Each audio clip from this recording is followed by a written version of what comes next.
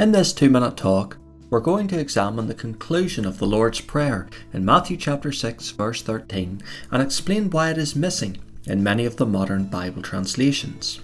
Here we have a selection of some of the most common Bible translations used today. There is one notable difference. While most modern translations finish with the 6th petition, the Authorized Version records a conclusion to the Lord's Prayer. To find out why, we have to go back to the Greek manuscripts from which the New Testament is translated. The Authorized Version is from the Received Text manuscripts. Most modern translations are from the Critical Text. You will observe that 15 Greek words have either been added to the Received Text or omitted from the Critical Text. Why is this important? Deuteronomy chapter 4 verse 2 gives a very explicit warning. We are not to add to the Word of God or take away from it. So either the Received Text or the Critical Text is guilty of breaking this commandment. That means all the translations which come from the guilty text are breaking this commandment.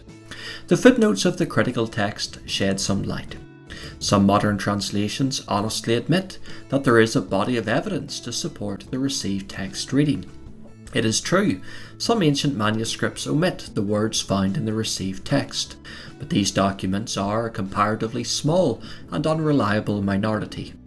Those who argue the words have been added cannot explain how these words came to be added into every part of Christendom from the earliest times.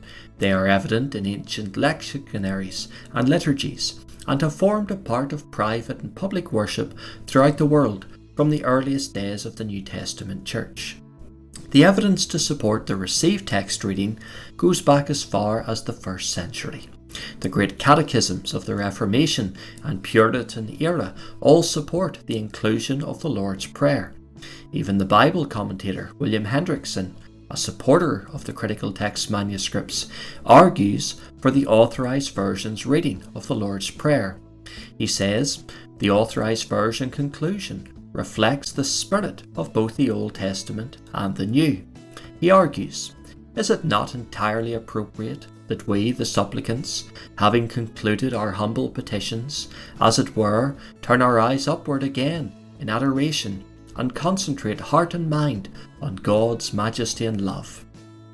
If the Lord's Prayer ends with the 6th petition, is that not an abrupt ending?